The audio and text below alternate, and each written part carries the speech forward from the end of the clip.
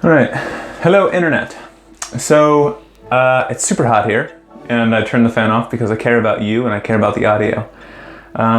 So this week's going to be a super short one because I may have stumbled across a path that I'm interested in and that I want to pursue.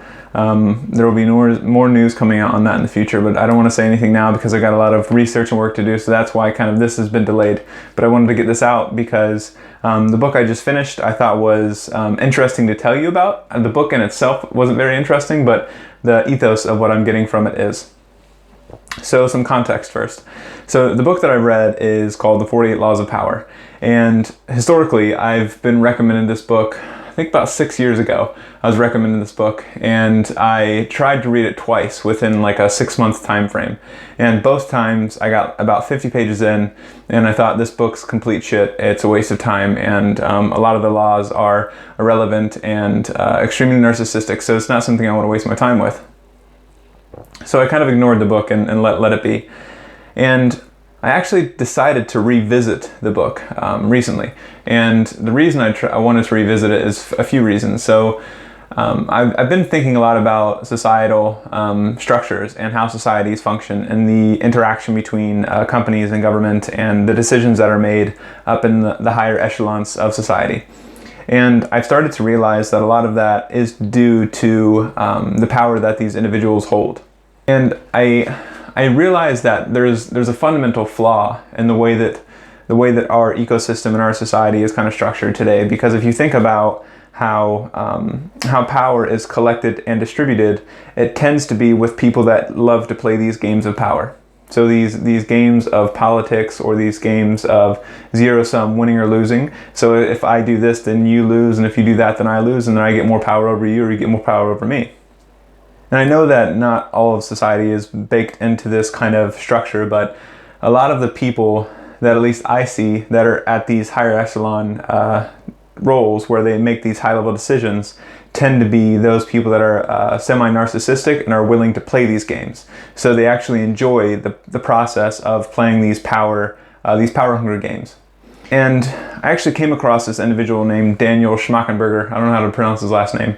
But basically, Daniel, at the end of one of these talks I was listening to, actually helped shed some light on the confusion I was having around power dynamics and the structures of societies and why certain people collect power and certain others don't.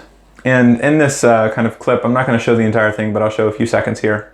I remember when I first read The 48 Laws of Power, and I read that, and I had read Sun Tzu, but I hadn't read Machiavelli, and I hadn't read Lacan and Strauss and a number of the other source materials yet.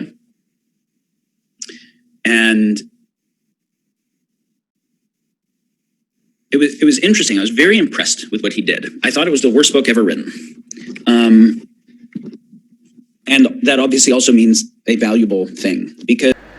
And in this clip, he basically talks about power dynamics and how if you interact with someone that's a quality thinker, someone that really critically thinks about things from all different angles and really is rational and both in touch with themselves is also in touch with the world around them, and they really think things through and they're humble as well.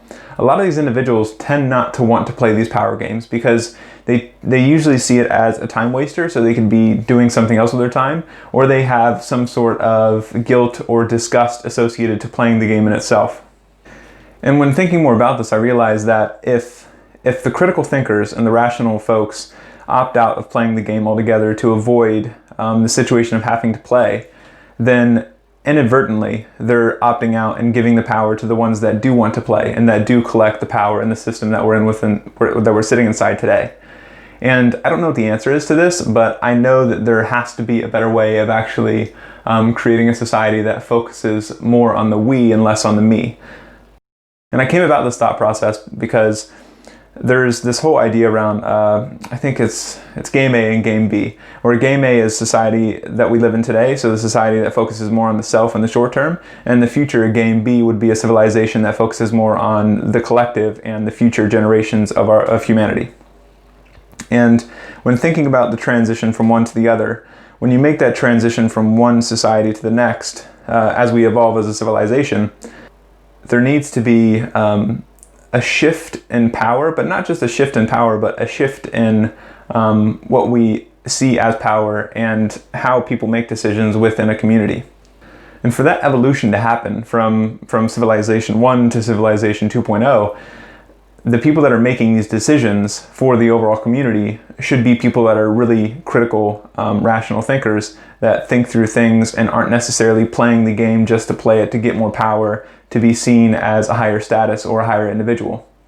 So somehow we have to convince these really smart individuals that think things through to push them into places of power, because in the system we play today, that's how decisions are made, at least for the collective. But in the future, hopefully we'll be able to create some sort of structure, some sort of way of interacting between each other where power is no longer as valuable or as important as it is today in the society we live in. So that's like a whole bunch of context and thinking around why I decided to read this book and how I led up to it. So I forced myself to read through this book, and the big reason why I decided to push through this is because I wanted to read the book and read it from kind of like an anthropologist perspective, where I'm observing how and why people play this game and what they enjoy about it and how they collect their power. And I'll be honest, when reading this, I struggled to get through it. It was rough because a lot of the laws I didn't agree with and a lot of the stories were completely irrelevant. I mean, the way that the book's structured is it's 48 chapters with 48 laws, and each of those chapters have a bunch of stories related to them. But most of the chapters are based on stories that are usually centered around con artists, royalty, or warlords. And none of that is really relevant as it was back in the day. And two problems I had with this book actually were the two big false assumptions that the author makes in the beginning of the book, which is that power games are inevitable and also wielding power is virtuous. So the first point is that basically when you play a game, actually let me go back. So there's an analogy or a quote that a lot of people like to talk about, which is if you're sitting at a table and you don't realize who the sucker is, then it's you. And that's basically stating that if you're not playing the game and if you're not trying to wield power, then you're losing power. So it's a zero-sum game. There's no equal footing. And the other piece is virtue. So throughout the book, the author actually kind of puts a lot of power brokers on pedestals and looks at them as virtuous individuals, morally ethical, or they're good in a way, in a sense. And he kind of like makes them prestigious and tries to get the reader to be more like them.